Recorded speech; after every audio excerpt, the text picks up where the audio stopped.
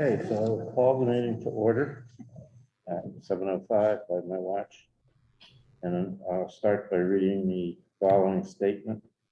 Pursuant to Governor Baker's March 12, 2020 order, suspending certain provisions of the open meeting law, GLC 30A, I can't read the other part, 518, and the governor's March 15, 2020 order imposing strict limitation on the number of people that may gather in one place. This meeting of the Needham Board of Health is being conducted via remote participation. No in-person attendance of members of the public will be permitted, but every effort will be made to ensure that the public can adequately access the proceedings as provided for in the order. A reminder that persons who would like to listen to view this meeting while in progress may do so by following the instructions on the agenda and meeting notice. Okay, so I'll call the attendance. Let's start with Stephen Epstein. Here. Okay, Rob Partridge. Here. Dr. Gandhi. Here. Kathleen. Here. Here. Oh, and Ed Cosgrove here. Okay. So we'll start the meeting by reviewing the minutes of the May 24th meeting. Does anyone have any changes that they need to make to the minutes as presented? Hearing none, can I have a move to accept? Motion to accept. Okay, can I have a second? Second. Okay, all those in favor? Stephen Epstein, Aye. Kathleen, Aye. Rob, Aye. and Dr. Gandhi, Aye. and Ed Cosgrove, aye. Hearing no objections, the minutes are accepted. And the second item on our agenda is to discuss the rice farm, the status of the rice farm. So I think we should probably start with the review by Tara and Harry. Sure. Yeah, and I think the chief was on. Yeah.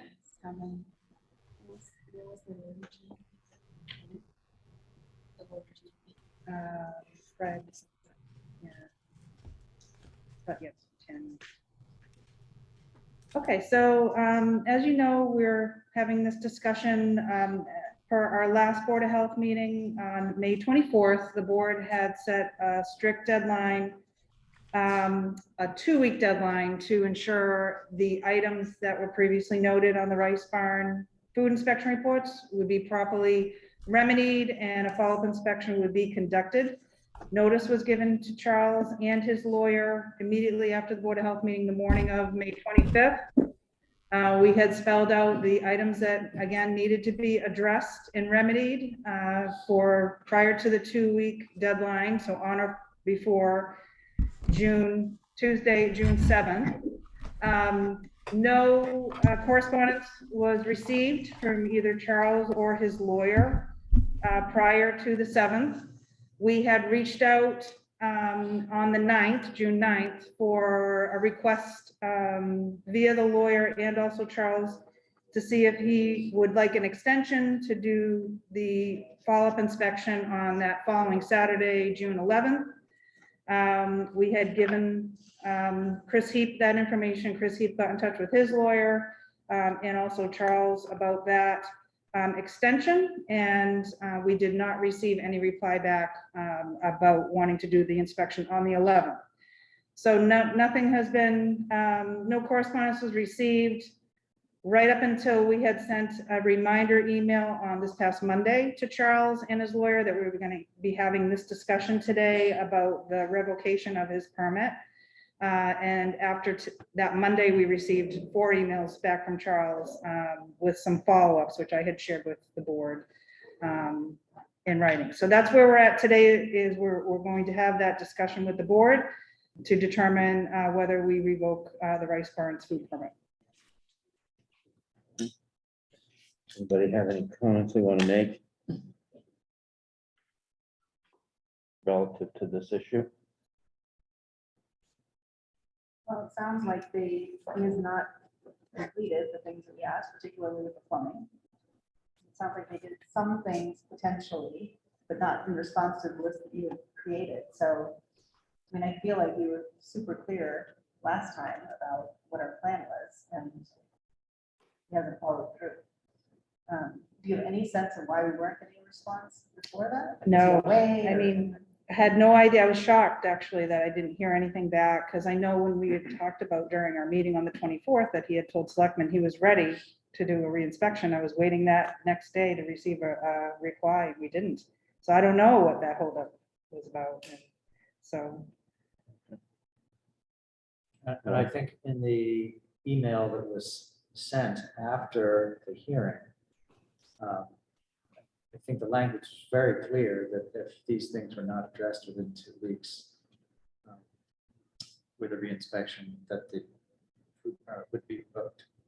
I mean, that's about as clear as you can get. And these are things that have, been going on for quite some time with multiple repeat failures and second chances. And I was very surprised that there was no response from him. And given that, I honestly don't see how we don't revoke this permit, because I'm not sure that, quite sure that it's not. I don't have the confidence that he can provide safe food preparation from what I've seen over multiple meetings and multiple documents. Yeah. I'd just like to clarify. Stephen? Yeah, no, I had a question. In the last email that he sent, it says he's ready for inspection. It was dated on the 22nd. Now, I know there are a few things that actually had to happen for him to pass said inspection, one of which was pulling a permit with DPW. Did that actually happen? I mean, do we know for, like, if you were to walk in right now, is he going to fail automatically because, those appropriate permits have not been taken care of? Yes, correct. I mean, we checked with Lynn, the admin over at DPW, the building department, and as of Wednesday, before I sent that summary email out, he had not pulled that permit. So he is required to work with a licensed plumber to have that inspected. And the building plumber inspector, Larry DeBona, who was in the loop on that, waiting for the plumber to contact him to do that fall inspection and to issue the permit, and that was not pulled. All right. So if we were to go in right now, he would fail. Correct. Okay. That was my question as well, Stephen. So. Yeah. Now, I personally think that we have given him as much leeway as we possibly can, maybe way more than we should have. And I think the time has come for us to act.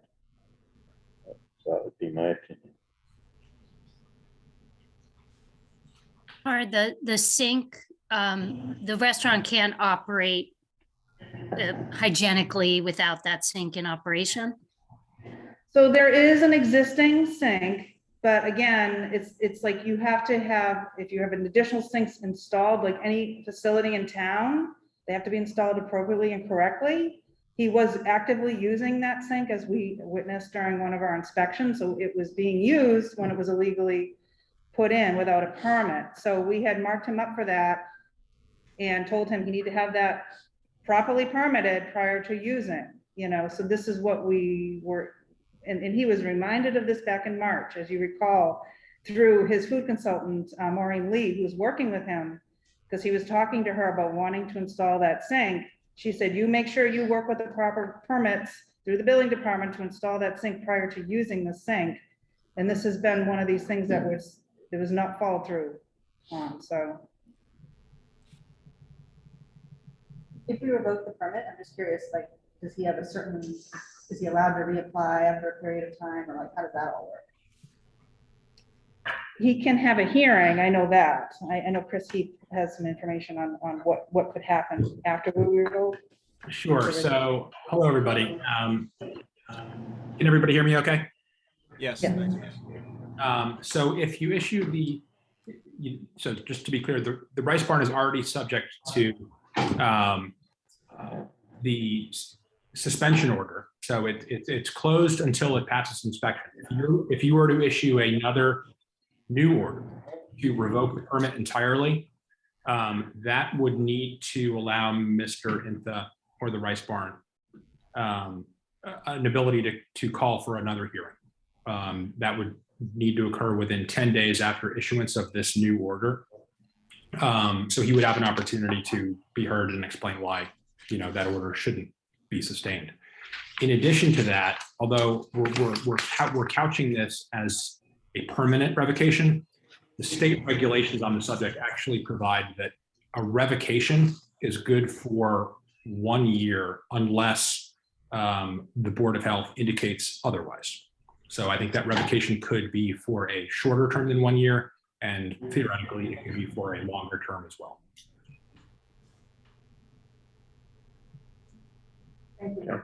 Chris, if the permit is revoked for the rice barn, and let's say it's for 1 year, does the applicant have the chance to just reorganize as another business and reapply in a few weeks or however long it took to start again? I'd have to think about that. I'd like to think not, but I'd have to think about how we would put measures in place to prevent that from happening. Maybe link it to the particular facility rather than the business? I don't know that you'd want to, I don't know that you'd want to put a moratorium on the location for a whole year if a bona fide third party came in and wanted to operate a restaurant in that location and was prepared to do the work necessary to do that in accordance with the sanitary code. I guess I'd be concerned that you would be, preventing someone else from coming in and operating on the basis of a violation committed by this particular restaurant. I see. Okay, the other question I had is if the permit is revoked and that permits another hearing, does that have any effect on the current suspension and court injunction? No, the suspension, the existing suspension and the existing court injunction will remain in place. That he has already been effectively had his appeal from the health division to the Board of Health on that suspension order. So that appeal has already been taken. And the preliminary injunction ordered by the Superior Court will remain in place until either the court lifts it or the rice barn passes inspection to the satisfaction of the health division. So taking additional, I don't believe taking additional action would in any way affect or jeopardize the measures that are already in place.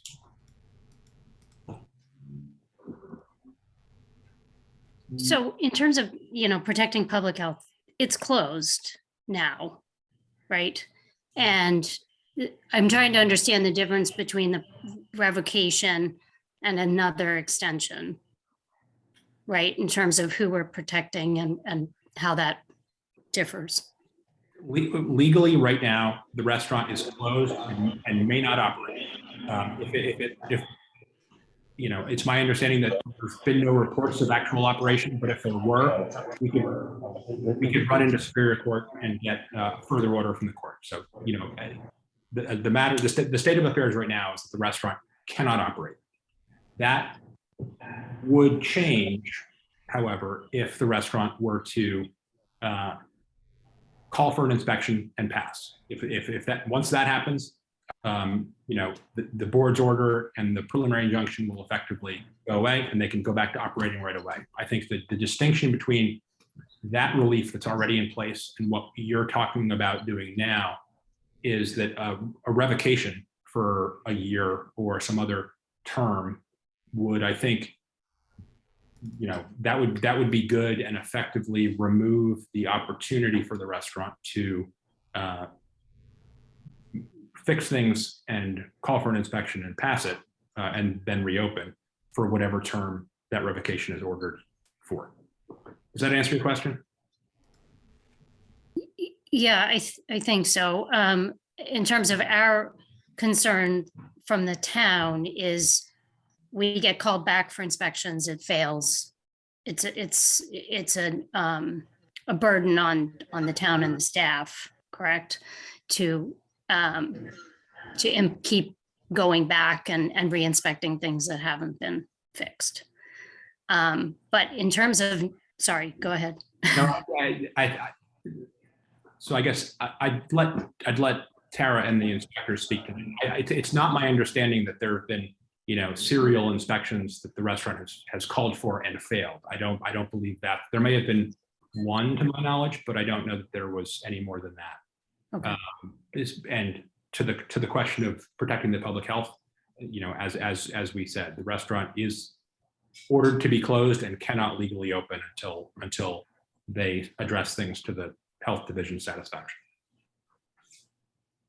Yeah, I mean, I can say that I know Ally went with Monica one weekend, 4 hours, and I went with Monica another weekend, 4 hours, and it was the back-to-back, I think a month in between, I want to say, inspections. I mean, they do take a lot of time for our staff, and it's not just the inspection time, it's just this other time as far as following up. We had that issue, as you recall, with the illegal sales that were going through Uber and all these other delivery programs. So that took a lot of time. So it's been, I just want to stress that it has been a lot of work on our staff time dealing with this ongoing concern. So Chris, what I think I hear you saying is that this is a distinction without a difference. Is that what you're getting at, or what are the differences here? So I think there is a difference, and that is the degree to which the Rice Barn has an opportunity to fix things and reopen in the short term. Under your current order, it is theoretically possible that they address all of the violations next week, call for an inspection, pass, and reopen. I'm not going to, I don't know how likely it is that they'll be able to do that given the violations that have been noted, but legally, if they were to address all of the items identified in the violation order and fix them, they can reopen. A revocation takes their permit away for a year or for some other defined term. I think it would be more difficult under that second revocation order for them to reopen in the short term. I think that's the only distinction that I can identify. So there are some questions in the chat. I know somebody raised their hand. This is not a hearing, so you don't have to allow somebody to state things if you don't want to, or I can promote them if you want to let them ask. I'm willing to let them speak if other members of the board are comfortable with that. Yep. All right, so this is Fred Tennyson. I believe he is the lawyer for Rice Barn Charleston.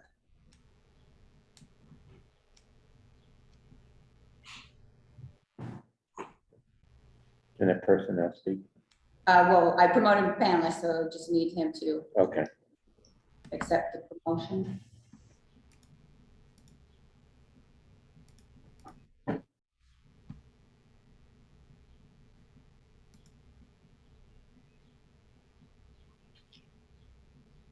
Fred, if you're on, trying to promote you, pop-up should say you've been promoted to panelist. Would you like to accept?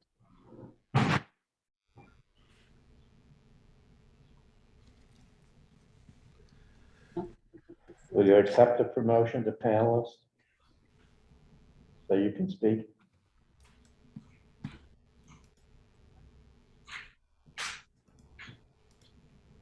Just can't tell if he stepped away.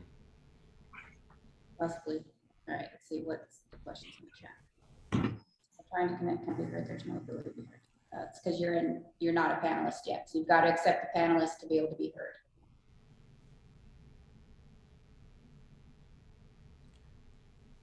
So Anyway, while we're waiting for that, I think, one of the questions before us is just, have we lost confidence that this ownership team can operate safely, period. It's not a matter of short-term fix. It's a matter of whether or not, they've been at this for about a year, and they're just continuing to fail.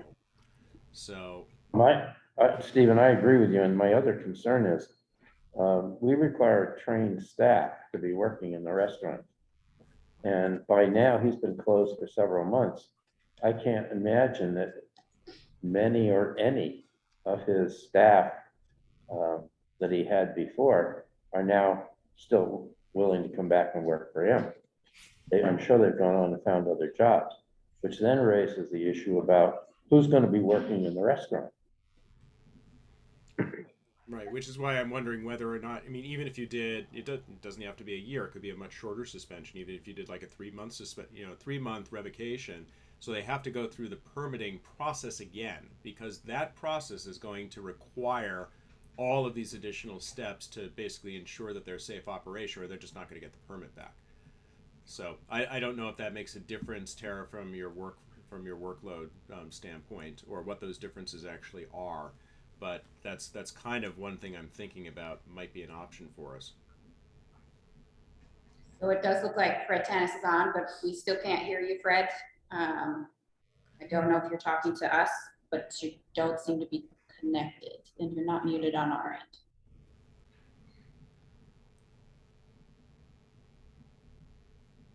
So Fred, you are not muted, but we cannot hear you.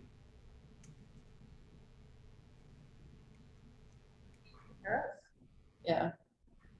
I don't know if he can hear us, because he's still talking. Can we send him something in the chat so he knows his? Yeah. Oh, okay, to say we can't hear him, but we can see him talking. Okay. Okay.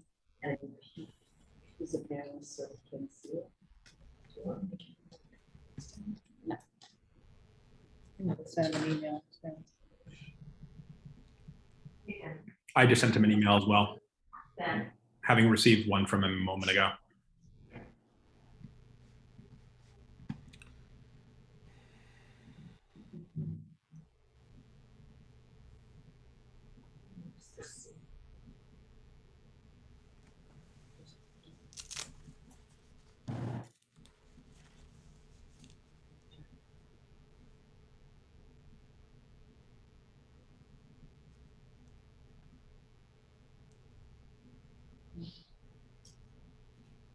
I'm getting any response back? You're not muted on our end. Can you hear us?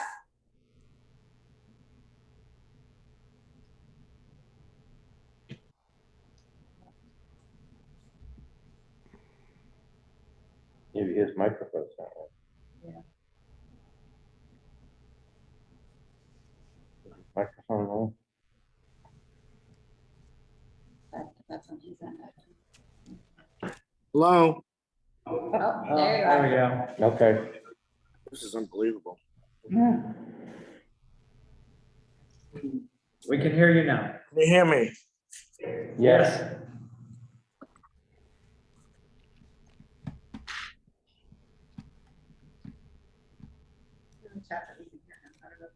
Hello, We can hear you now, Fred. Can you hear us?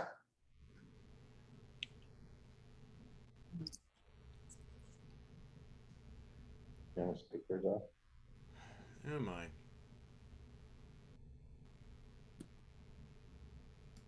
No. I think he's got one-way audio, either in or out. So he's asking if you should reconnect, Mr. Chair. This portion of the agenda is supposed to end at 7:30. So if he reconnects, he may not make it in time.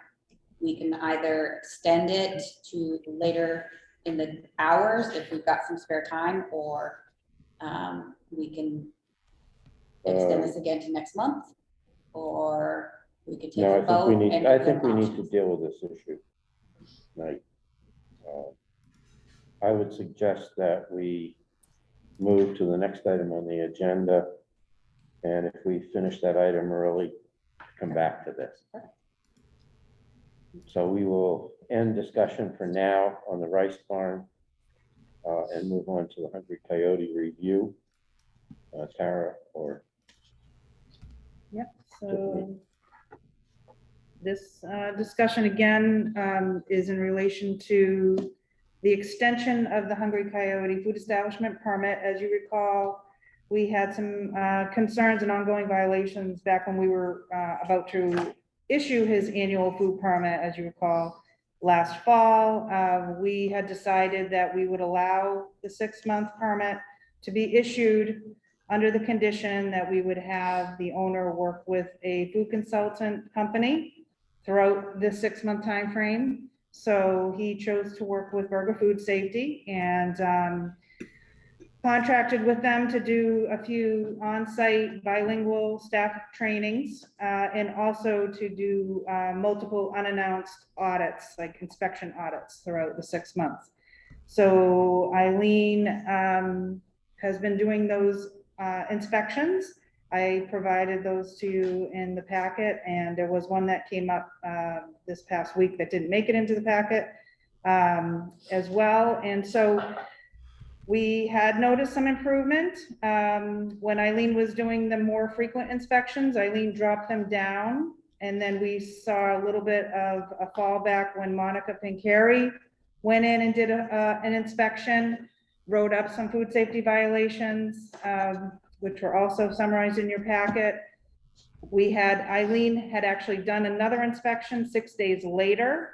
And as you can see, her food safety notes looked like they were improved. However, there were still some violations that she noted on her end. She also stated that they still have some ongoing cleaning issues. She's observing some dumpster containment issues, which is a shared dumpster area. So not just Hungry Coyote, but other facilities share that area in back of the food establishments.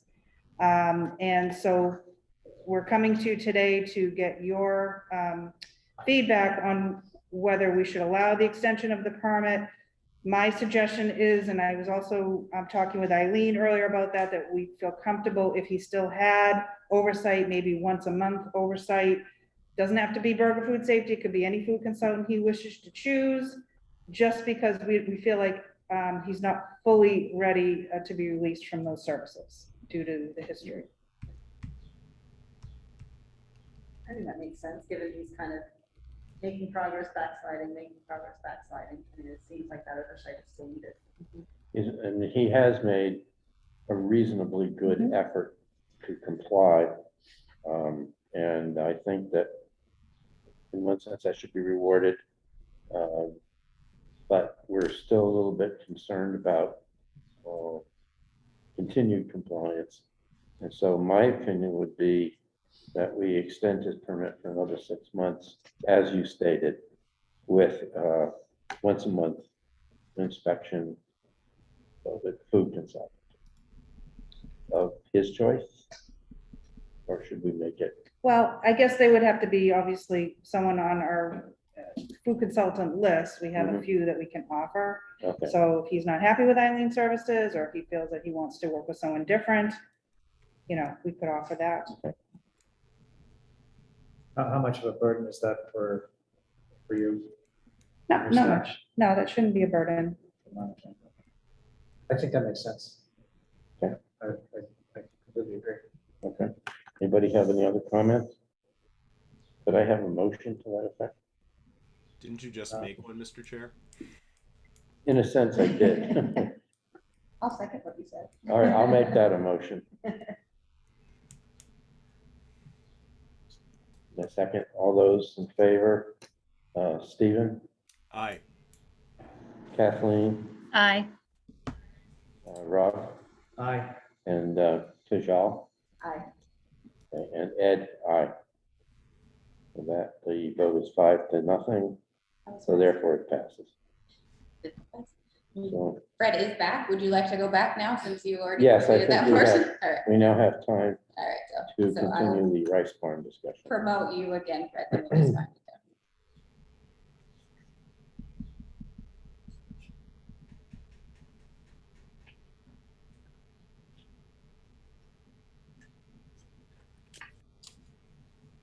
Can you hear us? Can you hear me? Yes. Yes, can you hear us? Barely. It's very, very faded, but I can hear you. Okay. So do you have a statement that you wish to make?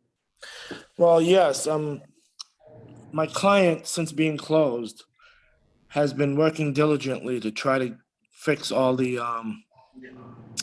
violations.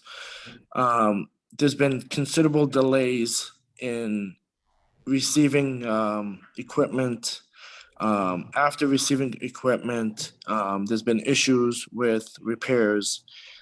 He's been diligently working, trying to repair everything on the list. He now informs me that he is ready for an inspection. He's mentioned to me that he's informed the board that he's ready for an inspection.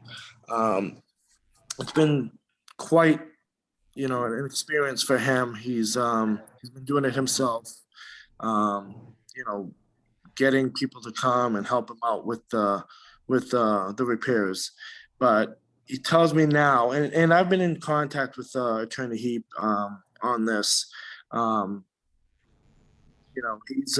He's ready for an inspection. He asked that the board give him an opportunity to be inspected and not permanently revoke his license. He's been there for a number of years. This is his livelihood. So he would request the opportunity to get an inspection. He tells me that everything's been done. And I think the board will be pleased with what they will find. If there's any items left, like I said, he's been working hard to try to get the items repaired. Do you guys hear me? Yes, we can. Yeah. I do have a question for you because we just heard from our environmental agents that Charles is yet to pull the appropriate permits to have his sinks actually make sure that they meet code. And without that permit, if we were to go in today and inspect, he would fail. So I'm not sure if that's misinformation that we heard, but we don't want to continually go in only to find that he's going to fail even before we get there. No, I understand and I appreciate that. Is Charles on? I can't see who's on and who's not. And I just barely heard what you just said, but it seems like he didn't apply for the permit for the dishwashers. For the sink in the basement. So is Charles on? Yes, I've promoted him to panelist. Charles, have you got the permit for the sink?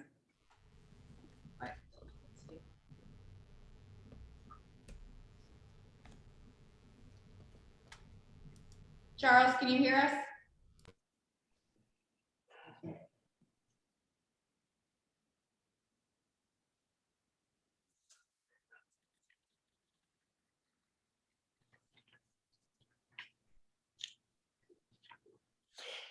Is there any way we can continue this hearing for a week or so I can touch base with him, try to see if the permit was in fact applied for, and revisit this in maybe a week or two? Well, I confirmed with the building department chair. I just want you to know that as of the day I sent that email out to our board, which was yesterday, that no permit was pulled. I mean, she's been keeping me in the loop on a weekly basis and I check in with her. I checked in with her Monday this week and I checked in Wednesday, yesterday. No permit has been pulled. And she would let me know if a permit was pulled because she knows this is on watch. So I'm pretty much 100% sure that no permit has been pulled. And this has been requested Since months March, ago. since March. Since March. Since yeah. March. Can anyone let me speak? Yes, you may Yeah, I'm speak. Charles. I'm the owner of the rice barn. Can anyone hear me? Yes, we Yep. can hear you. Okay, all right. I'm to talk about that 3 compartment sinks in the basement. Can you hear me now? Yes. Okay. I do not need that sink. Okay, when I Take bought it this out. restaurant, when I bought this restaurant, that sink is never there. We just found out that it was in the storage. I was thinking maybe we can install it here, but yet come with this inspection, we decided to stop that project. We don't need it. And remove it. We have plenty of other sinks to use. And that sink doesn't come with the restaurant when we bought it in 2013. Is that true? Correct. But if the board feel that I need to install it, then we have another conversation. If you wish me to install you, I can go to ask for the permit tomorrow. But as far as I'm concerned, I just found that sink store in the storage, and I was thinking maybe we can put it here. That is my thought. When it's become a sticky point in the inspection, I erase that project. I don't need it. Tara, what do you think? So he can remove the sink. I mean, equipment that's not being used should not be there. It's because not tempted there to right use. now. Right now, it's not in that place. It's all back in the storage. When you come, you will see there's nothing there. A little bit more concerned that you've been working on projects which now evidently, you didn't need to have this. There are a lot of things that do need to be corrected. Has there been an effort to correct that? I mean, we could say we're going to do an inspection tomorrow, but if you fail the inspection, that's going to be it. So I want to make sure you're really sure what you're asking for here.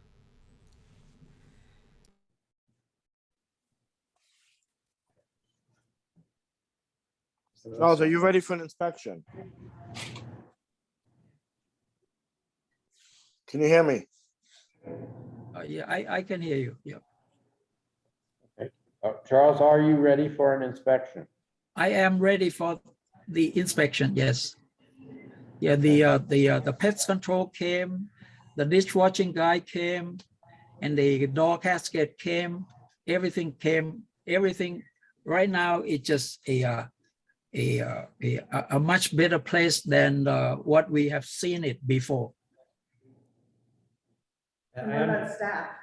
I may not be able to hear me, but What about your staff? You need trained staff. Do you have? Yeah, trained staff? we have staff that is already trained. Will be back with us. And they need to be there for the inspection, if I'm not incorrect. They will Yeah. need to be on site for the inspection. Yeah, just time the date. I will make sure that they are on site with me. And I believe also there's some electrical permitting, Charles, that you've been advised about that needs to be done, but as far as we're aware, that has not been done. Is that correct, Tom? Correct. That's something we would have heard about. I would, yeah. I mean, that's one thing, that the electrical cord, Charles, in the kitchen area. Oh yeah, that has been removed when we touch upon it. It is not electrical. It's the cable linking the POS system to print a printer in the kitchen, and that has been relocated. Yeah, you'll never seen that. Yeah, in fact, I thank Monica for pointing that out. And when that was pointed out, I focused in moving it. I talked to my printer people, and then they came and worked with me. That was removed, the first day that we discussed. After we discussed.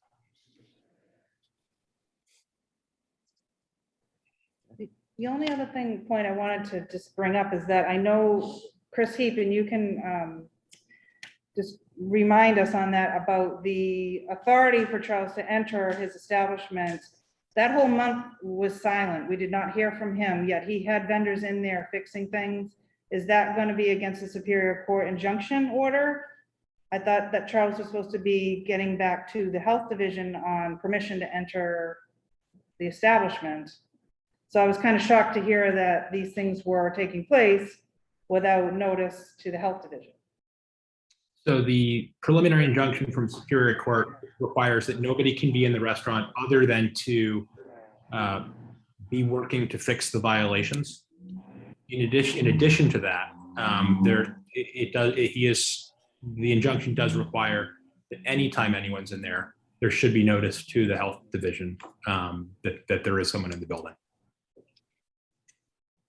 Do I need to notify the health department every time I enter the restaurant to fix something? Yeah, yes, in accordance with the order, yes. Okay, yeah, yeah.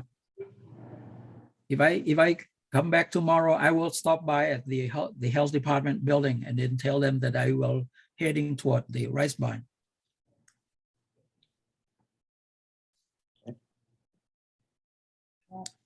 Yeah, I mean, if that is become the order of court, I will practice that.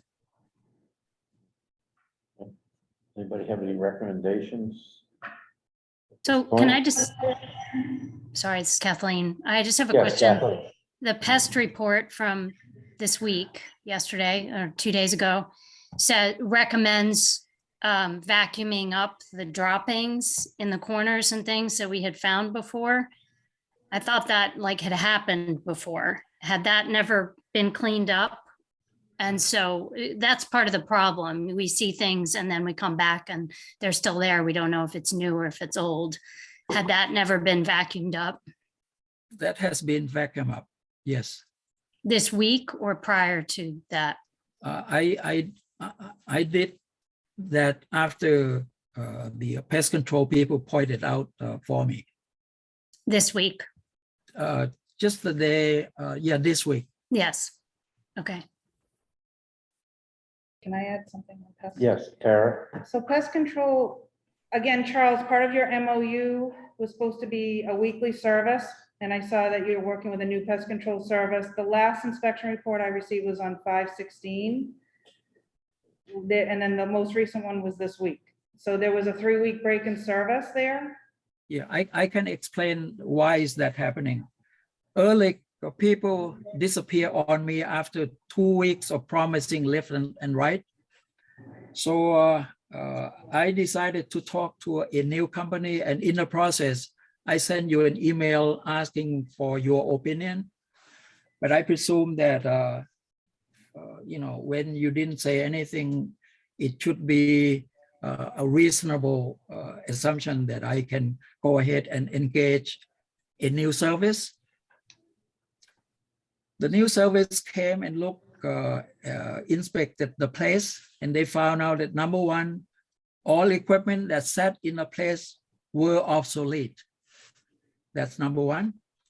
Number two, they said, yeah, we will put this initial new equipment in, but in order to understand anything fully, they need to sit there in the place for 2 weeks.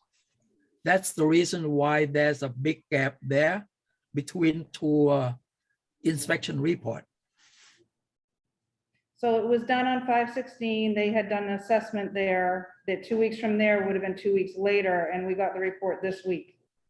So there is a month. I do not know the exact date for sure, but that they told me that the new equipment that's set up as a whole new system there need to sit for 2 weeks. And then when they count their date, and then after I remind them that, hey, you disappear for a while, can you give me some progress? And then they showed up. I think it was, I forgot what it was. It may be Monday or Tuesday. Oh no, yeah, let me think. The report says the 21st, so 2 days ago. Yeah, I think 21st, right? Tuesday. Yeah. So Are they coming weekly now? well, he's saying 2 weeks. And then a day later, it was the dishwashing people came because the machine doesn't meet 50 ppm. So I asked them to clean up or do some adjustment. And then on that same day, the refrigerator door casket came in because I tried to fix those by myself. I wasted a lot of time, went to buy parts from a place that is as far as 1 hour, 2 hours round trip, 2 places, nothing worked. I don't have the skill. So I decided to buy the whole service from a company that they come in with the product as well as installation. And they come with the a warranty package. So the were those question- items, Charles, were those items noted on our inspection reports? Those are not noted, as I recall, but like I told you, I did not want to stop just the number of violation. This restaurant that I own, I bought as an existing restaurant. They are old and I am aware of it. And as we discussed, I also replaced one grease trap in the kitchen because there was a leak here and there, and leak is also another try and error. It's almost like a repairing an old automobile. You throw this part away, it's not the right way to fix. You throw the other part away, it's not the right fix. So the water continued to leak, so I replaced grease trap. I replaced the stainless steel ring, and the leak still doesn't stop. So I discovered something. The stainless steel pipe that attached to the sink itself does delaminated. So I had to use some silicone material to attach them back, and suddenly it stops everything.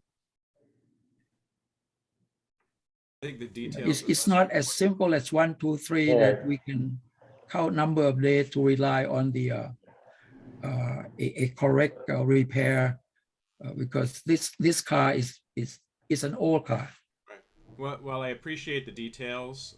I don't know how relevant that is to the proceedings this evening. I will say that I'm somewhat concerned. I mean, running a restaurant, you don't have your dates, you don't have your times. I mean, I'm wondering how you can maintain temperatures, which is a food safety issue. It can't just be, oh, we're kind of close and it's good enough. If a temperature isn't, at or better than it should be, that's a safety issue. I mean, if you say you're ready for inspection, we can, as a board say, fine, we're going to do an inspection, but boy, I don't want to see a violation because, if that happens, then I think we probably will move to revoke the permit for some period of time. Well, there's something that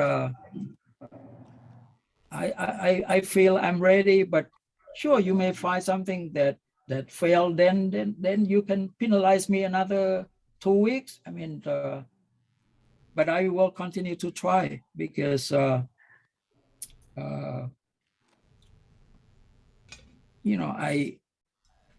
they fail here and there, but they should not really fail forever.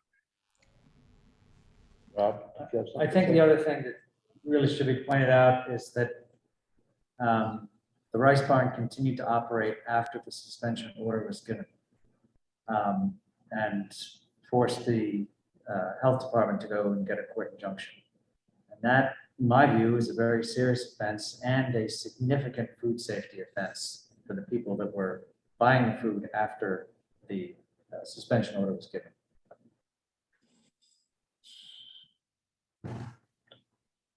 So Tara, do you have a recommendation? So I feel that we have given the Rice Barn many chances to get on top of these items for months. I mean, it's just been a lot of drain on our staff. I fear that this is not sustainable.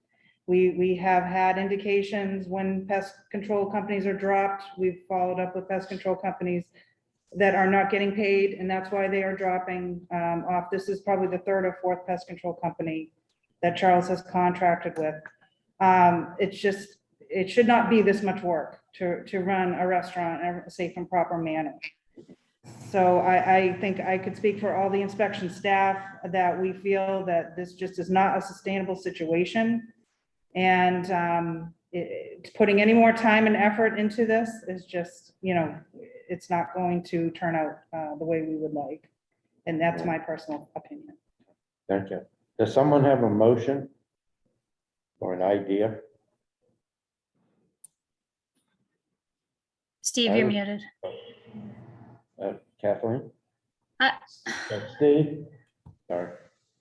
Steve was speaking. I mean, I'll throw this out as an idea. Charles says he's ready for inspection. We do one more inspection, as soon as possible. If he passes, we talk about, some type of remediation plan where, he's paying for additional inspections, whatever, however often we deem is necessary. If he fails the inspection, we revoke the permit for a period of time to allow the restaurant to, potentially reorganize and re-permit and give them, the adequate time to get this whole thing together. Because clearly, we've put a 2-week deadline in place. Nothing happened. It's a month later, and at that point, he still wasn't ready. So, I would say that if we were going to revoke the license or permit, it would be for a minimum of 3 months to allow that adequate time. But he says he's ready. I think we owe him the opportunity to demonstrate that he actually is ready. But I expect that if he says he's ready, it better be shipshape. And if it's not, then we move. You want to put that? That's a good idea, I think. Anybody else? You want to put that in the form of a motion? Okay, so let's see if I can do this. I move that we provide an inspection to the rice barn to occur within the next week, but as soon as possible. And should that result in any, I don't know, Tara, how we got to, certainly any priority food, I want to make sure we get the violations right.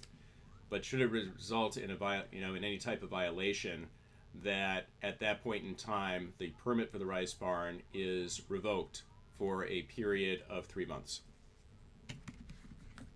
Can I add to that any violations that have already been identified and pointed out, those need to be fixed. You don't get a pass on one of those because it was a single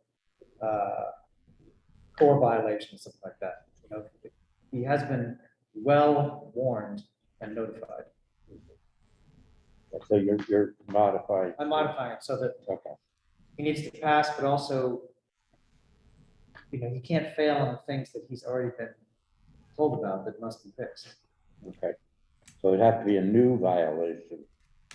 Even then, violations can be violations. So I think any of those past ones, if they show up again, will just be considered violations again. Right. So do you accept that modification, Steve? I do. Okay. With that, does someone second that motion? I will. That brings us to a vote. I'll start with Steve. Aye. Okay, Kathleen, Aye. Rob, Aye. Tejal, Aye. and Ed Cosgrove, aye. Okay. So at this point, we'll do the inspection and we'll go from there. How do we want to do the sink? Is it going to be removed or? It should have been removed. Right. Yeah. Okay. Okay, Jim. So as long as Charles is aware. Do we need to do an order, remove the sink from the premises? Just so he's clear. Yeah. He said he had removed it, so. He said he moved it in the back. He didn't take it off. He didn't take it off site. Premises. Ideally. Can we make sure he has the list, like, of all the, I know we would just resend whatever was sent. It's at the top of his email, so he knows exactly what he needs to meet. Yep. I don't want Send it. any I surprises. might also just hand deliver that so there's no Yeah, is that, chance. Yep, that I can do that. Can I be copied on that list? Is that possible? Sure. And yeah, sink not in the storage room, then sink off the premises. that's the other condition, is that the sink has to be removed from the premises.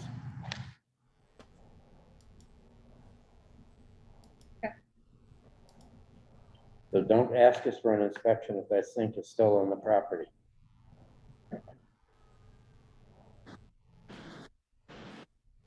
Okay, we're done with that. Okay, we'll move to our next agenda item. We're just a little bit behind, which is a review of the draft food policy. Ally, gonna take the lead on that. Sure thing. Hello, everyone. So we'd like to share with you our updated food code policy. The purpose of this is to strengthen our food safety inspection program, and it will also help us meet Standard 6 in the FDA voluntary National Food Regulatory Program standards, which we've been working on for a while, and we've set out to complete them this year.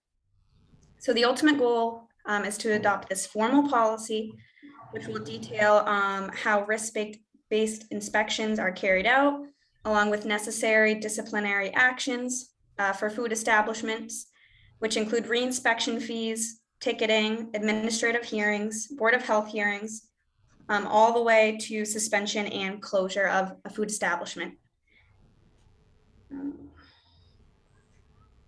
So once we formally adopt this, we hope to train all of our inspection staff to improve the uniformity of our enforcement procedures and hopefully see more compliance with food establishments. This would also have the capacity to be edited in the future if we needed to include something else or revise it. I would like to point out a few things. We do not currently ticket. We only do a reinspection fee, but ticketing is something that we would like to start to do. It would be the third reinspection. If we still see the same violations, we would ticket them for certain items. I did include a section about publication of orders for suspensions and revocation, because I do know we had some discussion about that, especially with the rice barn, how we should inform the public when a restaurant is shut down. And I'd also like to get your opinions on when you feel the Board of Health would like to get involved when a restaurant is not complying. So this food safety policy details the fourth reinspection, which I wanted to get your take on it, whether you would like involvement sooner. And I think that is everything. It entails a lot, so I'd like to open it up for discussion and questions. So one question on that page, if you would scroll up just a bit. Nope, where was it? Where you had just been, because yep, right there. Under ticketing, violations of the 2013 FDA food code. Are Yes. we operating under that code or under the 2017? We are, Massachusetts is still using the 2013 food code. So that is the most updated code that we are able to use. Okay. Other question, you mentioned that this is standard 6. Yes. Can we get a brief overview of what all of the standards are and how they all work together? Yes, so it is a lot, and I'll do my best to go off of memory. So standard 2 is training, staff training. That way we all are at the same caliber. Standard, I'm skipping standard 1 because I'm blanking on it right now. Standard 3, standard. Also, Tara, if you want to help me out here, there's a lot, and we've worked on them for a lot of years. So some of them I have not personally worked on. I know 5 is a foodborne illness standard. We adopted that. We're working on standard 4, and that entails with the inspection staff, correct? Because that was Yes. something that we're going to adopt with the standardization of the staff trainings. 9 is the risk-based standard. That's when we reallocated our restaurants for each risk. Yes. We put them in line. 8 is the last one to adopt because that entails all the standards, right? That was the last one that we were going to look at. But we can definitely, if you want us to send you a summary after this hearing, meeting, we could do that. That might be easier. Yeah, no, There's a because lot. I kind of want to have a sense of what's coming down the pike here. Okay, You know, as we're doing this, so we can prioritize some of these. definitely. So we've already adopted most of them. We only have 2, 4, 2, 4, 6, and 8. 8 Mhm. left. So Mhm. we're already ahead of the curve as far as getting a lot of them done. And we'll do 2 and 4 before we do 8. Right. We're working on 2. They don't have to be done technically in order, but 2, 4, 2, 4, and 6 all kind of go hand in hand with standardizing your inspection staff to make sure everyone is on the same page, everyone has the same training. That way, everything is uniform. Okay. And Diana's putting in the chat Yeah. thank you, That's Diana. It's like a quiz from Yeah. public health school. Can I ask, in terms of the ticketing, so one comment in that first paragraph, we mentioned viewpoint cloud. I don't know if that's we might want like a more generic phrase for that, online payment or whatever that Okay. is, just because these companies get bought all the time and change their name, for one. The other is, like, do we have for a complicated case, say like a hungry coyote or a rice barn right now, do we have any idea what these fines would like add up to? So it would, depend on the amount. However, I would like to know that, so there are sections of improper hand washing facility. And there are a variety of different violations that go under that. We would not ticket them per each violation. Say they didn't have soap and they didn't have paper towels. We wouldn't charge them 50 for each violation. We would charge them 1 fee under that umbrella violation, if that makes sense. So that would to kind of ease it. So it's not, if you have 20 violations, maybe 3 of them fall under the same category, that would be $150 violation. And you're ticketing after the 3rd repeat, or is it on the 3rd repeat? Yeah, so to summarize, it gets a little confusing. We have the first reinspection. If we see priority violations or a lot of violations that we feel it's necessary to go back. That is technically a freebie. But if we go and they have not corrected anything and we see more violations, we do a second reinspection. The second reinspection is when we do give them a reinspection fee. And the second reinspection, if we continue to see those violations that we've mentioned previously, that would be ticketed. I think we need to be a little bit more precise with the language here. Mm-hmm. I understand the need to allow some wiggle room for judgment, but like reinspection, it says, for egregious or repeat priority violations. Well, what do you consider egregious, Mm-hmm. right? We might want to be a little bit more specific. The same thing under ticketing, which you have is item B now. Currently, it says for each repeat violation. So if it's not going to be till the 3rd, then let's spell it out that it's not going to be till the 3rd, so that we actually have that. Otherwise, you also have to just re-letter all of the other ones now that you threw B in. I just noticed, at least on my copy, that orders to correct is also B and it should be C. That's just editorial. So I think we do mention at the time of second reinspection for the ticketing. But we definitely, want to make sure everything is thoroughly explained and detailed out a little bit more. Yeah, I mean, the one thing that, reading through this that I noticed, there's a lot in here. It gets to be a little bit hard to follow. Mm-hmm. And I don't know if there's any editing that can be done just for clarity's sake, because, this is tough. And, someone's going to find, people are going to complain that, I didn't see that one little, line in this, technical 17 page document dealing with violations. So if there were a way to just make it a little bit simpler to understand. I would like to know, so we've been working closely with Lynn Sure. on this policy. She's been helping us out a lot. And would it be of interest maybe to separate them out a little more, maybe have one ticketing policy and do it that way? That way it's not so much in one. That's a wonder if you could possibility. benefit The other from, suggestion that I had was, for instance, you list A through N for foods violation safeties for which tickets will be issued. Might be easier to have in an appendix, appendix one, see appendix 1. Here's the list, right?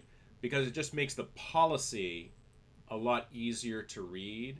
So people get the policy and then they can delve into the specifics. But then you kind of see the whole thing as a whole instead of having to delve by, oh my God, can't have this for this one. Because tickets get issued for A through N, and then we have the non-compliance is A through G, and then we have the record keeping is 1 through 11. It gets to be all of these huge long lists, and that's what I'm trying to see if we can condense a little bit.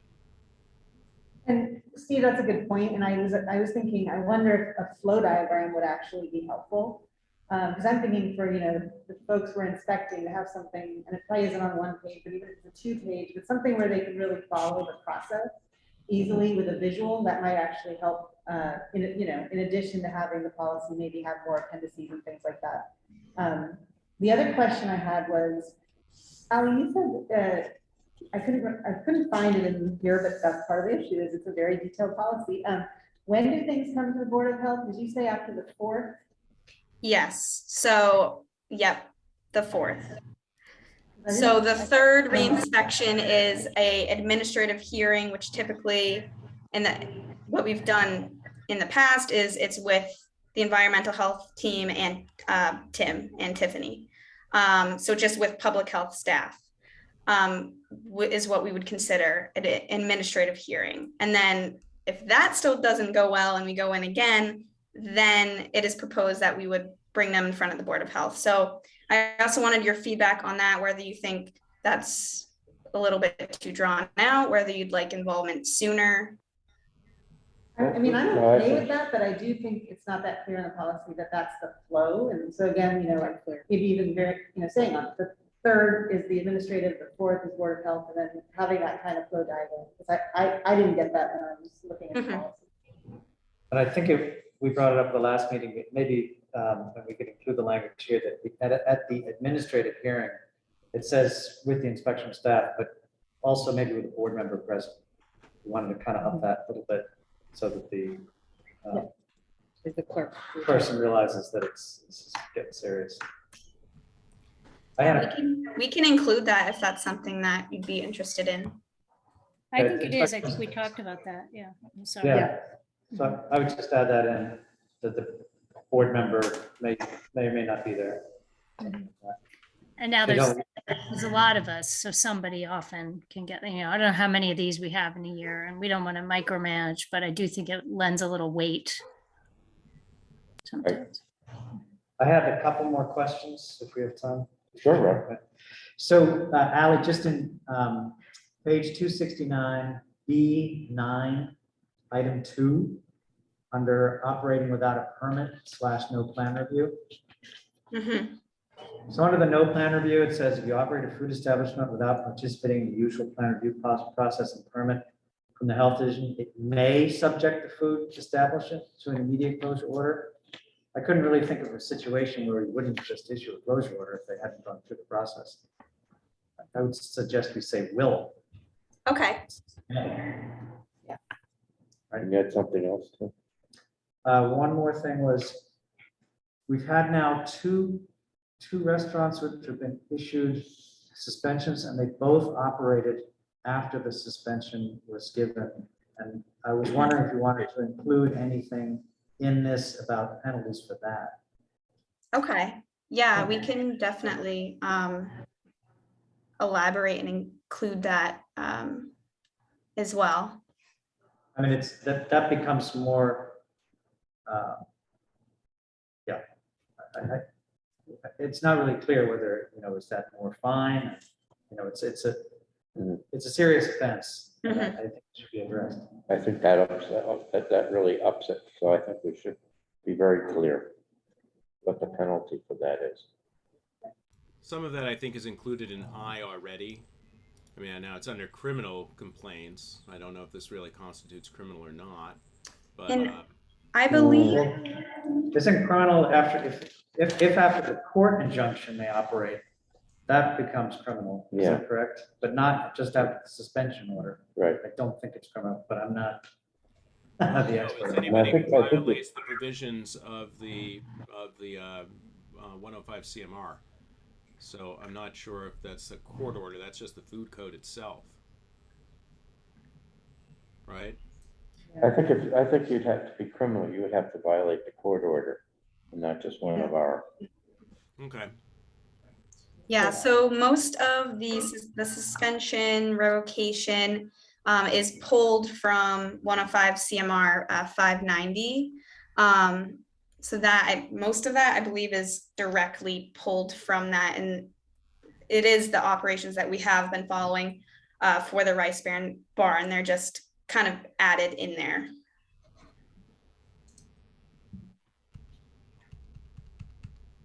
That was all I had.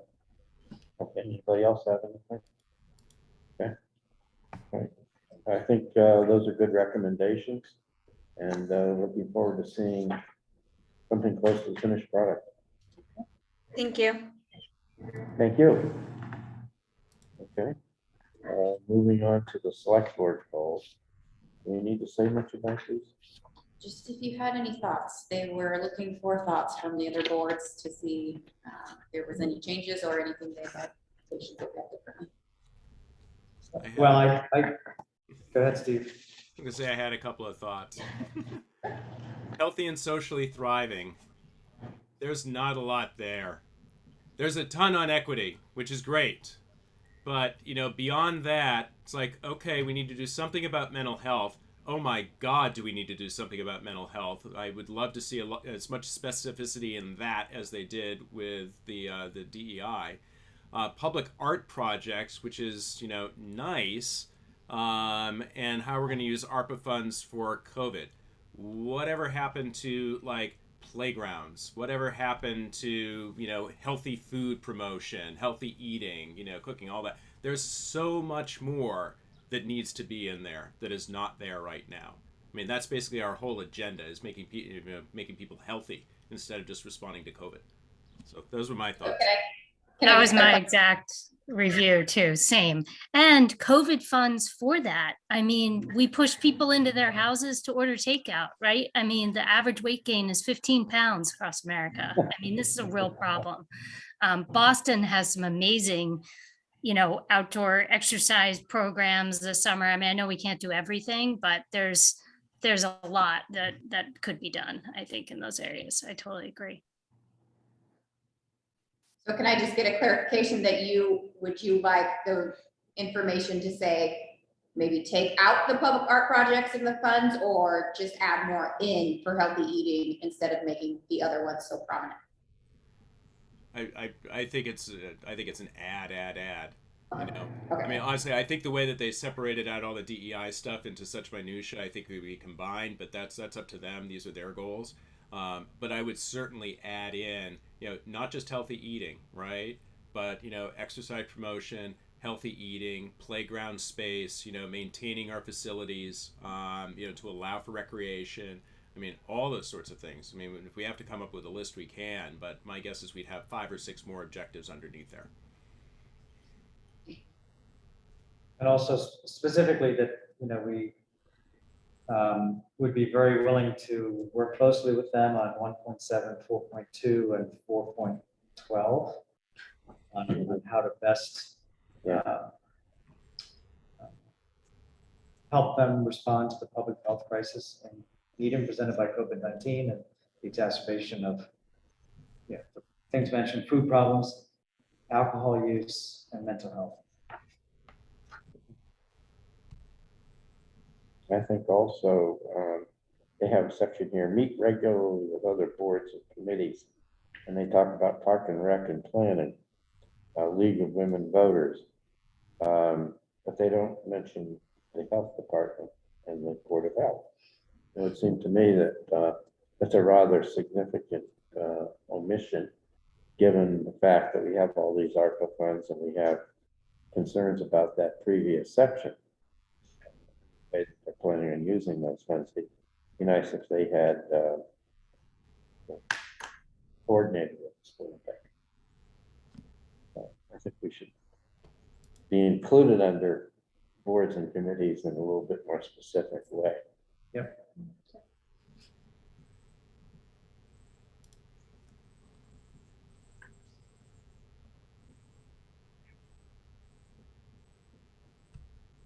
I do think that taken as a whole, it's a rather ambitious agenda, regardless.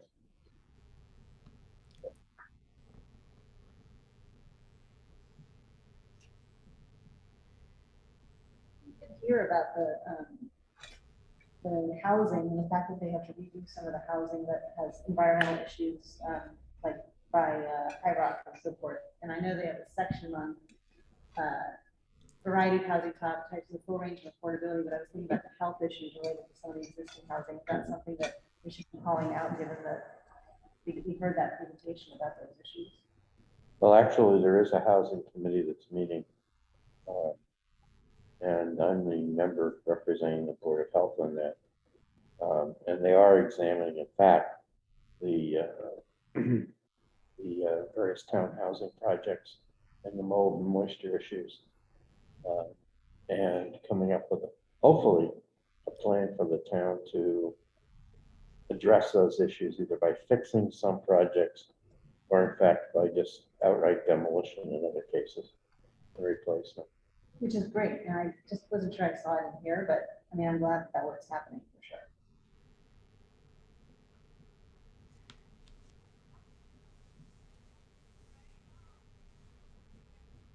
Any other comments on select board goals? With that, let's move on to mosquito spraying. So Sarah? start off on that if you'd like. So we did receive a correspondence from Dave Lawson, who's our Norfolk County mosquito control contact.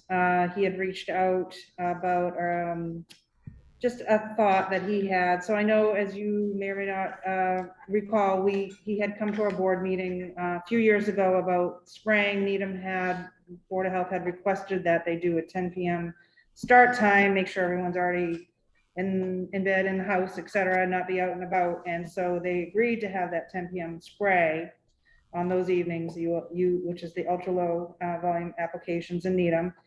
He had asked whether or not Needham would want to adjust that to be a sunset spray, because I guess this is kind of where other towns have been, as far as doing their spraying. But again, he's not saying it definitely has to change. He can maintain the 10 p.m. spray in Needham, but he wanted to get your feedback on that and what you thought.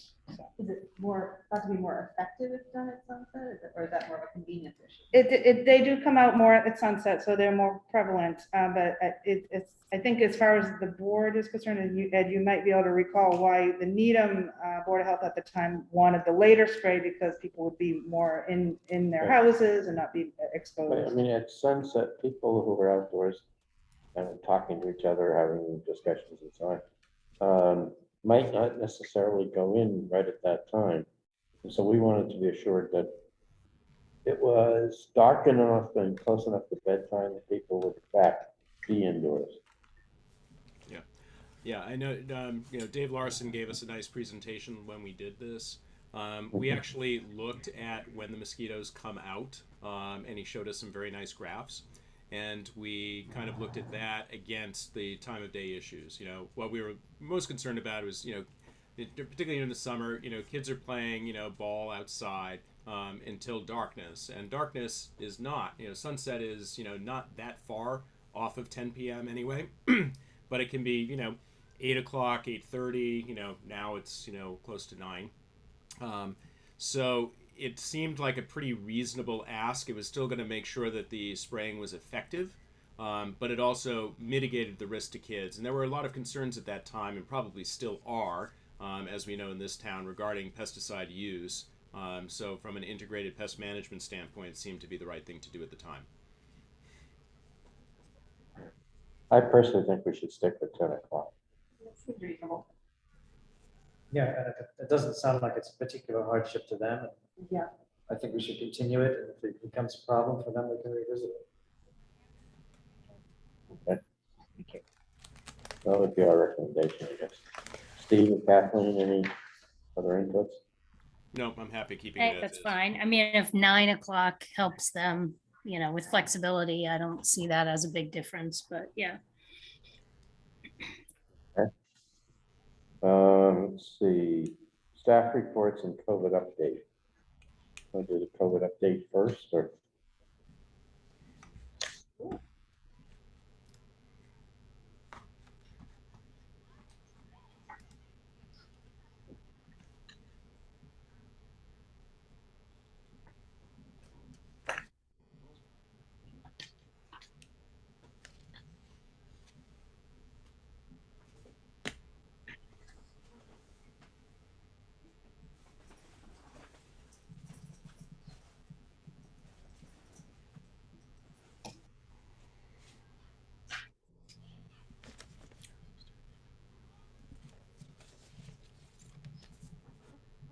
Julie, do you know where you are in this lovely little packet of things?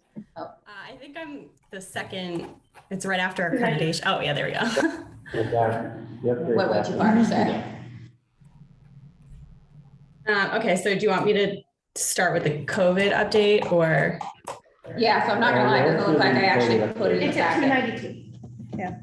Is it You're at 292? 298. You got Oh, so sorry. There you Yeah, go. there it is. Struggling a little. I'll start out by saying my COVID was not acquired in that There. in the United States, somewhere in Germany. All right. So since the last meeting, I think as of our last meeting, we were sort of on the precipice of heading towards this downward trend, which has continued to keep up since the last meeting. The most updated state data says our percent positivity is now 4.99%. So it continues to decrease, which is great. And it continues to decrease in all of the communities around us. Next slides. Again, our 7-day average sort of, I would say, peaked around mid-May for this sort of most recent uptick and has started to decrease since then. Again, we can trust the directionality of the trend, but being well aware that this is definitely not capturing even close to the amount of cases that are actually happening right now because of all of the people who are using at-home tests. When we look at May, we had 612 cases and the average age was about 37 years. We had quite a few cases in this 40 to 49-year-old age bracket. But as we look at the first half of June's cases, the next slide, we're at 129 as of June 16th. So if this trend continues, we would be at about half the cases that we had in May, which is great. The average age is slightly higher at about 41 years old. The just sort of notable changes to the vaccination and booster rate data. We are now greater than 95% fully vaccinated in all of our age groups, which is great. Again, this number is a little bit skewed because the state data uses old census data, but take that for what it is, I guess. We have about 70% of our population boosted, and big changes from the last presentation. We're starting to see these numbers with the 5 to 11-year-olds getting boosted. And the 12 to 15-year-olds, the last time we met were 57% boosted. So that population has continued to show up. Hopefully in our next meeting, we'll see the vaccination data for our under 5s, and that will be good to see.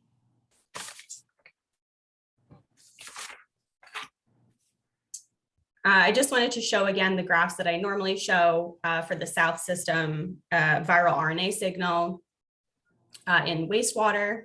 So that's that top graph in orange.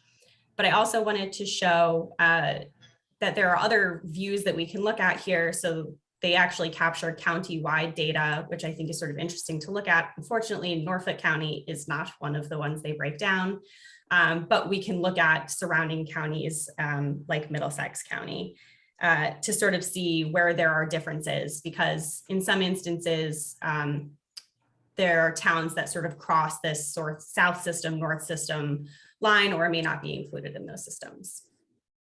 And the sort of interesting thing about these graphs is that you can see in one graph the wastewater RNA levels, but also they compare it to the cases per 100,000. So you can see how the wastewater really is a really accurate predictor of what's going on sort of clinically. Next slide. And again, that downward trend that we're seeing in the wastewater is the similar trend to what we're seeing in the positive test rate and the confirmed case average, which are continuing to decrease. Next slide. If we break it down by age group, we're seeing decreases in all of the age categories from a month ago and also from the last reporting period, which is great. You know, some age categories are decreasing faster than others, but again, we have to remember it's just about the directionality and knowing that we're not capturing all of the cases here. Next slide. The hospitalization rates, you know, as usual, lagged a little bit behind the cases, but they're also starting to decrease, again, some more dramatically than others based on the age category. The hospitalization rates are still higher than they were a year ago, but this does include all hospitalizations right now, not just those that are primarily due to COVID. So in the next and last slide, I mapped out sort of per the conversation we had at the last Board of Health meeting, all of the total hospitalizations from the beginning of the pandemic to now, so that we can sort of compare where we were from peak to peak to peak.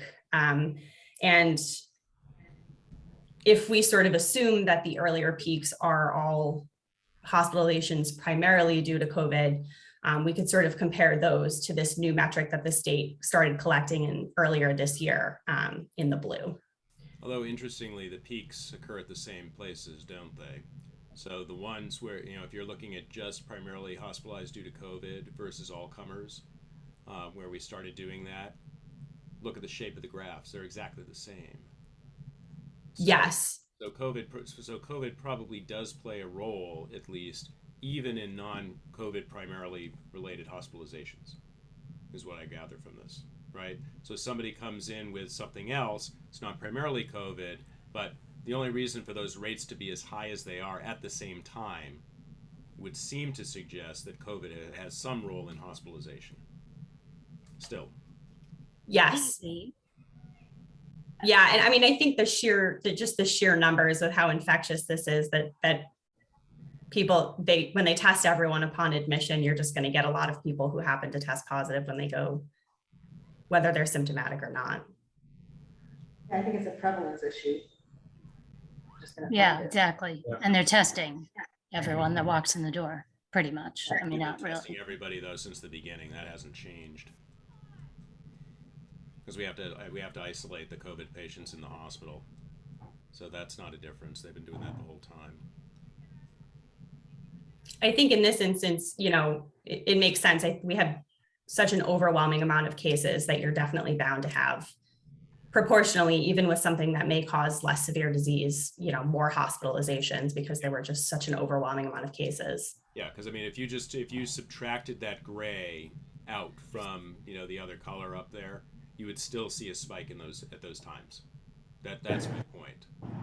So, you know, it's not, you know, we certainly haven't gone down to where we were, you know, the same time the previous year. There's still more. So, anyway, thank you, because that's an important graph. Any other questions or thoughts? How's the hospital in Needham holding up? I'm not sure. I haven't looked at the, you know, per hospital data in the most recent report. I haven't heard anything. Okay. That's bad. primary referral source, but I mean, there are plenty of others. Obviously, we live in a hospital-rich environment.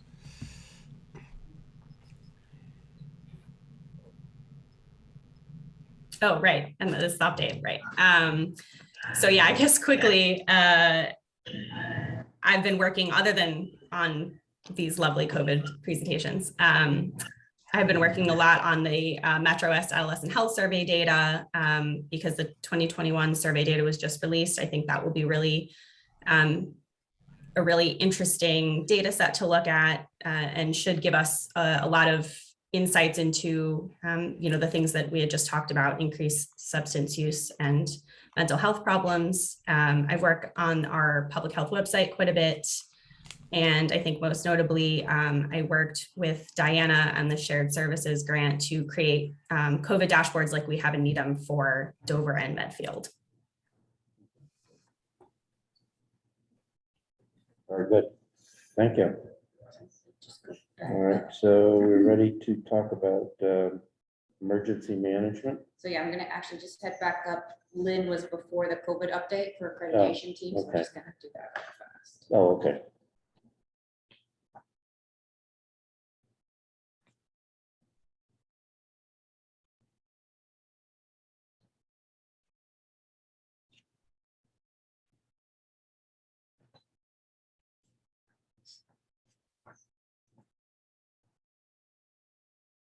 Hi, everyone.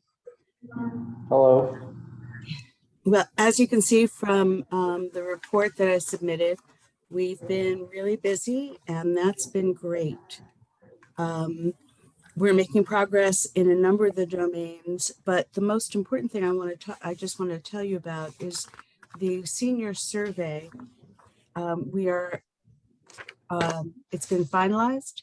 It's going online on Monday, and we will have the printed copies the middle of next week. So we are ready to launch that survey.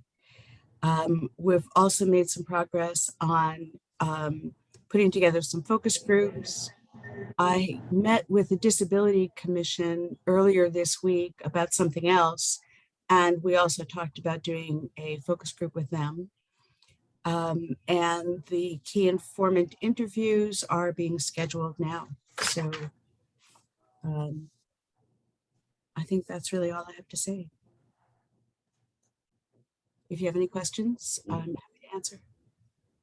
Any questions, Lynn? Thank you. All right, I guess now we're ready for emergency management. Good evening, everyone. May was a bit busy month for me. It started off with Babson College hosted a tabletop exercise for a hazmat and mass casualty incident, which was really good. Got to do some interoperability work with between Needham and Wellesley, as well as with Babson and Dolan and Wellesley colleges. We submitted our request for public assistance with FEMA in May, and that process has been ongoing. We have until August 15th to complete the documentation process to provide FEMA all our documentation for reimbursement from the January blizzard. And then the big thing from May was the completion of the hazard and vulnerability assessment, which I think I've been talking about at these meetings for a long time now. So we finally got the results from those. That table shows the risk of the hazards relative to each other. And you'll notice that there are, it's a pretty heavy public health hazard list on there with emerging infectious diseases and communicable diseases tied for 2. And then there's also several hazards that would stretch our reliance on the Medical Reserve Corps in town, particularly the number 1 hazard, which was power failure disruption, number 4, hurricane. So if there were to be any widespread long-term power outage in town, that would require us to shelter residents. We would definitely rely heavily on the Medical Reserve Corps. And going forward, we're going to be refocusing our efforts on emergency sheltering because it has been several years, pre-COVID, since the town has really focused on those sheltering operations. But I think the HVA results show that that's a focus area that we need to prioritize.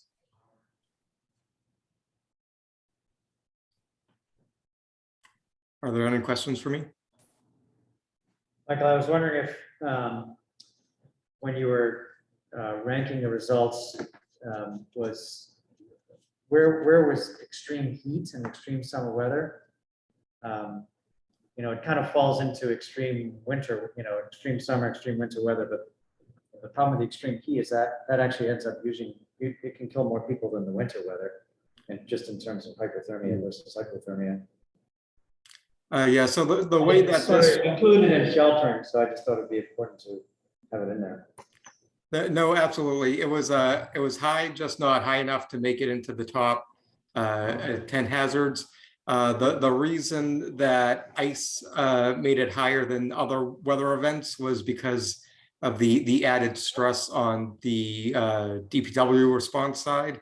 It's harder to clean up and it causes more infrastructure damage than snow or heat, and that's why ice was the highest extreme weather event, other than a hurricane, of course. Can you comment on what you do with this list now that you have it? Is there action planning or contingency planning, I guess, that gets created then based on your top 5 or something like that? Or what is the next step with this list? Yeah, so the comprehensive emergency management plan is currently in rewrite, and this will help inform that. But this list has been sent to all the department managers in town as well.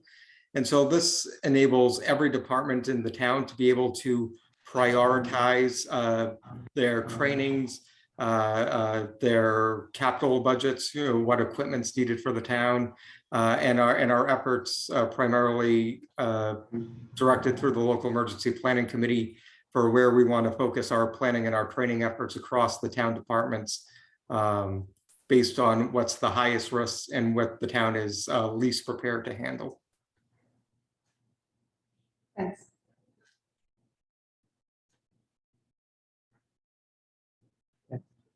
Any other questions, comments? Thank you. Thank you. Okay, we're up to public health nursing. Just Talib real fast is not able to join in the evening, so he's just been working with me. We're doing the final, we finalized everything set, almost ready to go. Just signups for the we call it the drive-through testing clinic. It's really going to be a drive-up testing clinic with our Abbott ID Now machine. We completed some trainings on COVID testing operation, worked to organize emergency response inventory, and deliver the accreditation team's requests for some of the working with accreditation team for some of the emergency preparedness portions. That's what's out.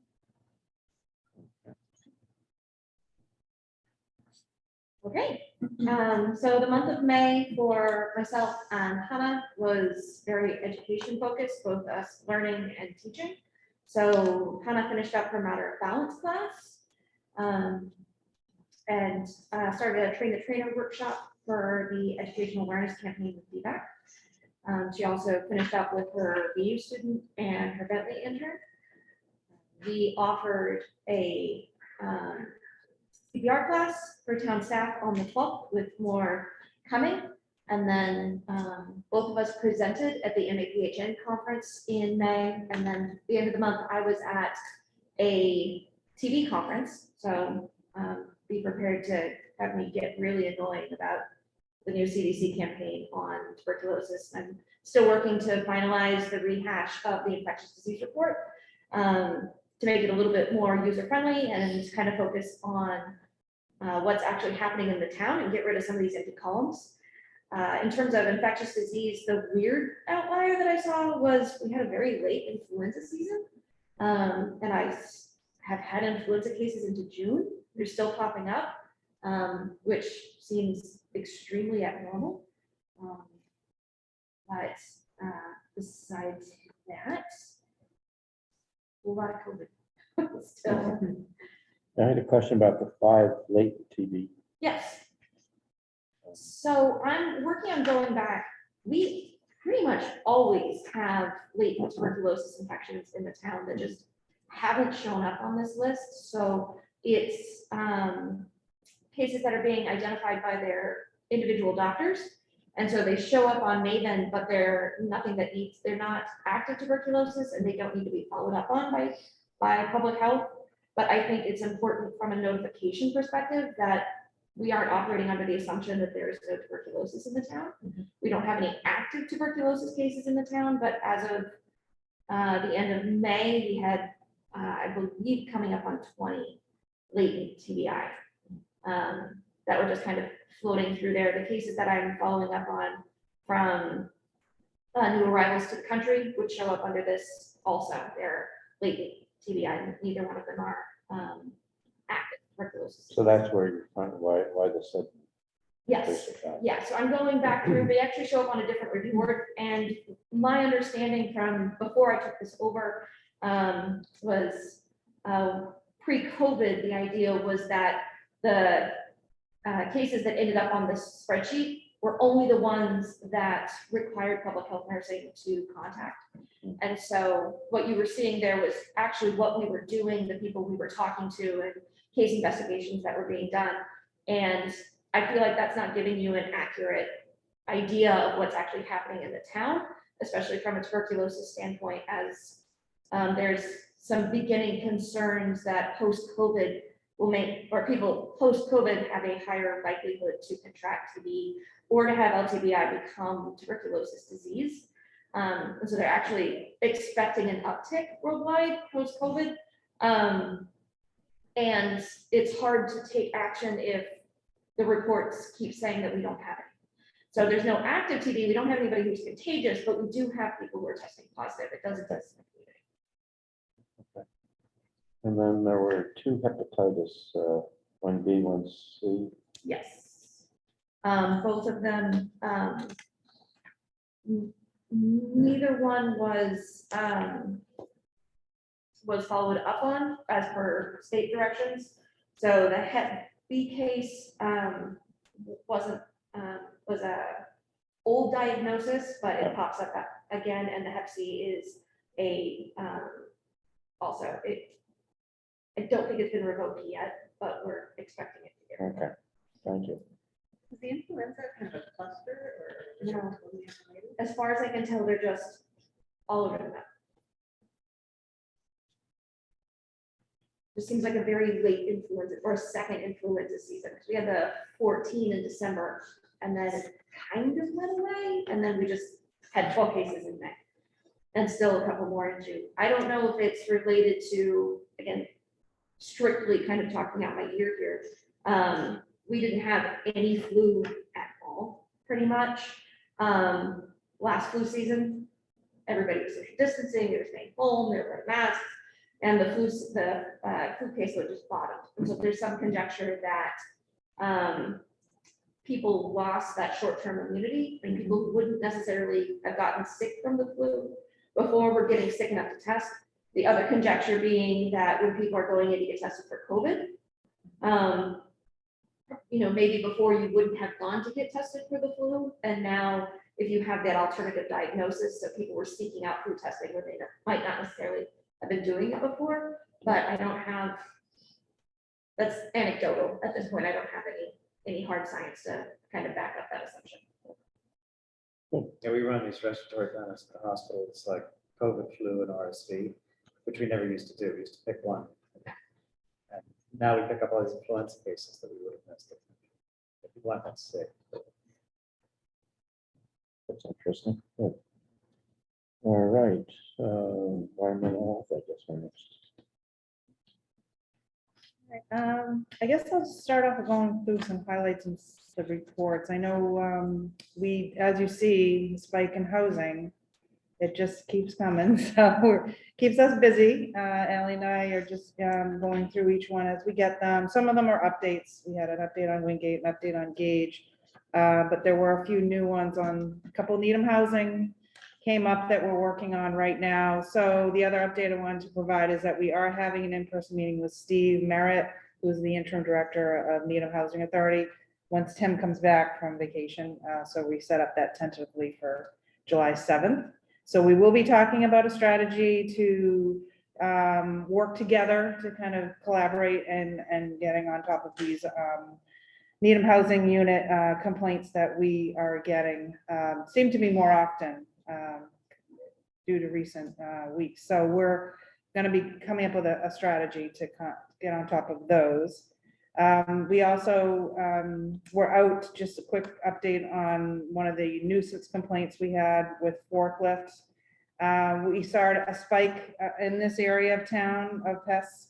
Ally and I actually met out at the forklift site on Reservoir today, met with the state. Yeah, we have a strip of land that abuts the highway that goes up and down that whole strip, where there is some harborage areas that we identified, and there's a lot of trash and rubbish. So we're working with the state on them cleaning up that area so they can properly treat. Forklift is great working with us on that. So it's just hitting these hot areas in town and getting on top of them before the pests start coming into the restaurants. That's our biggest concern. So that was a highlight I wanted Does to the add. trash and stuff come off the highway? Yes, they explained to us what happens, like there's no breakdown lane along that side, so when the plows came by with snow even, all that trash and debris just got thrown over the short wall there. You see it all up and down that strip, and the state was actually surprised to see that today. He was like, wow, you didn't bring this to our attention, you know? He's like, we'll definitely work with, you know, our guys in maintaining that area, chopping all that down, removing the trash, rubbish, because this will be huge to help us get on top of that pest issue over there. And then there's another pest issue, just FYI, and behind Francisco. So basically Hungry Coyote, they share that whole area with Dunkin' Donuts, Subway. There's another area along that tracks that have our harborage area as well. It's now we're in the process of coordinating another meeting with Keolis and MBTA to make sure they're on that same page with us getting on top of that area, because that now we've seen an increase in pest harborage. We met with them back in 2018, believe it or not. They worked with us on combating that and getting on top of that. So I literally today got the new contact, because the woman I worked with before left like 2 months ago. So we had to track down the new environmental specialist person with Keolis. So we found out. So she's going to be meeting with health and their pest control service, the restaurant pest control service, so we can come up with a plan of action to combat that area, which we're seeing a spike as well. So it's just getting on top of those areas before these pests get out of control and start coming into those establishments. So that's the other update on that. So I don't know if Ally wants to add anything else, or. Just quickly, we completed all of our pool permitting for the summer, so those are all set. We've begun renewing animal permits. I had one complaint about Poncho's Taqueria, suspected foodborne illness. We were not able to confirm if it was. I did do an inspection there and everything complied. There was one hot holding violation, but other than that, everything looked pretty good. And then we have a new Needham Housing Authority case that has come up in May, Seabed's Way. The tenant is having some health issues. They believe to be allergic to mold. So we have been closely working with Needham Housing Authority to do the best that we can to, they've investigated, the reports found minimal mold, but she's working with an allergist to see if we can use that to possibly relocate her or find some short-term fixes for now. And then we had another housing on Clyde Street, just some structural issues in the basement with a broken bulkhead that was basically anyone could enter into. So we've been working with the landlord to fix those issues. But those are the main things that I would add. Thank you. Can you tell me a little more about the pool inspections, only just because this time of year, we hear about all the accidental drownings. I'm just curious what that pool inspection includes at a high level. Yeah, I'd be happy to. So I just actually received my certified pool operator certificate. And we, before they're allowed to open for the season, We do an inspection. We ensure they have all of the necessary lifeguard equipment, lifeguard staffing, lifeguard trainings, main drains. We check certifications for those to make sure that they're safe and that people aren't going to get entrapped. And you know, the pool chemistry and all of that. And so if we go and we see any violations, we require that we go back on site. Another big one is the emergency communication method, making sure that they have a phone that dials right to 911. So that's just kind of a brief overview of some of the things that we look for on inspection. Great, thanks. Okay. So the substance abuse. So there were shared services was next, but looks like we actually lost Diana. She lost power. So next we have traveling meals. And traveling meals.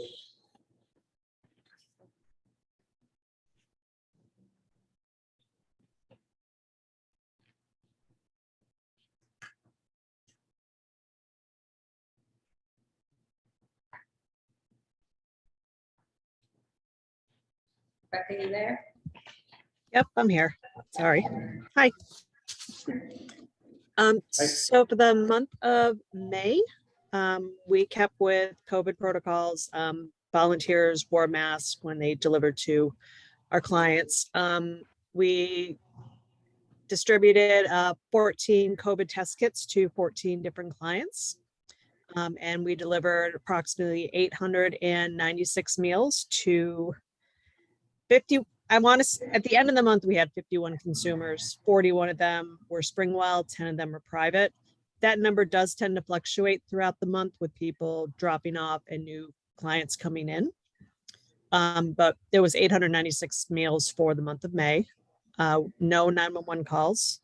And the bulk of the month was spent hiring for the upcoming summer season, which kicked off this week. So we had to hire 4 main drivers and 2 substitute drivers. Out of that, 3 of the drivers are returning from previous years. One is an existing public health employee. One is a volunteer from my regular delivery schedule throughout the year. And one is a college student from Framingham State. So any questions? So thank you. Thank you.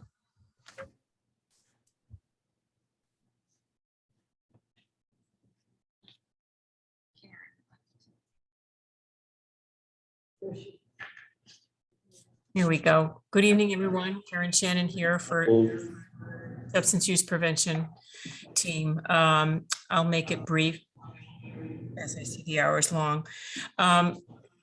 SPAN wrapped up its programming year this May with its quarterly meeting. We were pleased to have Pastor Ryan Marshall from the High Rock Metro West Church as our guest speaker. We included a list. We included our accomplishments slide deck in this report to you. So you're welcome to view that and let me know if you have any questions about any of our accomplishments. But other than that, the 3 action teams completed the delivery of their projects that they've been working on this spring that are outlined here in my report. And SPAN partnered with the Park and Recreation Department for the first time to offer a new program, a new pro-social event for 7th and 8th graders at the Pollard Middle School. We called it the Spring Fest event. It was a free event offered for 3 hours on an early release afternoon in May. We were pleased to have over 100 students participate in the program. And I think what we're particularly pleased about is that we were able to offer this type of event that works to apply protective factors for young teens by offering them this safe, active opportunity to socialize together under the supervision of trusted adults and high school students. So we were quite pleased. I know the administration at Pollard Middle School was equally pleased, and we'll be considering whether we can sustain an effort on that front. Because certainly we've heard that middle school students sometimes don't have enough activities on early release days and tend to be a little less supervised than optimal with their families not always available. And then the other thing I wanted to feature on is through our Stop Act grant, we did conduct an alcohol compliance check back in April, and we had some sales to minor violations back then. And just as a quick update, the select board met with 4 of the 5 sales to minor violations, and 4 of them have received written warnings. 1 of them is an on-premise business and the other 3 are off-premise businesses. And we are still awaiting an update from the town manager's office when the last business will be having a public hearing. Hopefully, we were told tentatively by the end of this month. So I'm waiting for an update on that. And other than that, everything else is pretty much outlined in my report, and happy to answer any questions you might have. Do you know when the next compliance checks for alcohol sales will be? We have not set that date yet, but we anticipate offering that, holding that in early September, around the September time, so that we can pair it again with another tips training in the fall. I just want to say your group was well represented at the civic fair at town hall. Some of your span and salsa students I talked with, and they're really enthusiastic group and they're big fans of yours. So. Oh, that's great. That's awesome. Yeah, it was great that it was such an interest. It really was. They had a big table. I'm sorry I missed that. Yeah, it's great. Oh, I think that's the end of. Mr. Chair, if I might, Carol just has a couple things about her grant, if that's okay. Hello, nice to see you all in person. Tim and Tiffany finalized our budget. I think I had told you last meeting that the Department of Public Health has used ARPA funds and doubled our allocation for FY23 from 125,000 to 250,000. And what we're going to do with that money is to post a position for another FTE and also help Westwood and Walpole fund their Metro West Adolescent Health Survey, an abbreviated version in the fall. They do not survey their youth, and then another one in the fall of 23. The goal of this funding is to increase the capacity of prevention in towns that don't have the prevention infrastructure. And the other thing is we are working with a DEI consultant, and you all were invited to the 3-session DEI training. And when the last session is finished next Wednesday, we'll Elisa, Doc Stater, and myself, who are working on the grant, will send the 3 reportings and the 3 workbooks that were focused on equity and prevention and social determinants. The last thing is that we were glad to hear that Riverside put a temporary emergency services social worker named Kelsey Burke into the Needham Police Department and the Dedham Police. You know that that's a town-funded shared position. So CCIT has a social worker emergency services that's temporary until they interview again and hire a permanent person. And Kelsey has been meeting different people around town, and it's nice to have that position filled temporarily. Because it's important with the work of mental health and partnering with nursing and the council. Yeah, thank you, Carol. Thank you. Okay. All right. We're up to topics for upcoming board updates. Yeah, so I'll try to get that email out to you guys by tomorrow, just about clarification on what will be discussed and have the written document for the next meeting for that. And then we put on there Dave Lawson, if you want to have him come do another presentation, but it didn't really sound like that was something we needed, I so. don't think that's necessary. Do you? Uh, I think they're doing a pretty good job. I don't get bitten by mosquitoes still. And then in regards to the next Board of Health meetings, I think I'm still waiting, and I'll check in with you before we all leave for the times, because I think I'm waiting for you, Mr. Chair, that's it. But there's not gonna be a day where everybody's all together, so Yeah, can we do a doodle poll in there? I did. Oh, you did? Yeah, so I will send it to you again. Okay. Anything else? Call for adjournment? Motion to adjourn. Second. Okay, Stephen. Motion to adjourn. Aye. Kathleen, Aye. Rob, Aye. Sujal, Aye. and Ed, aye. Well done. Pretty much right on time, only 5 minutes.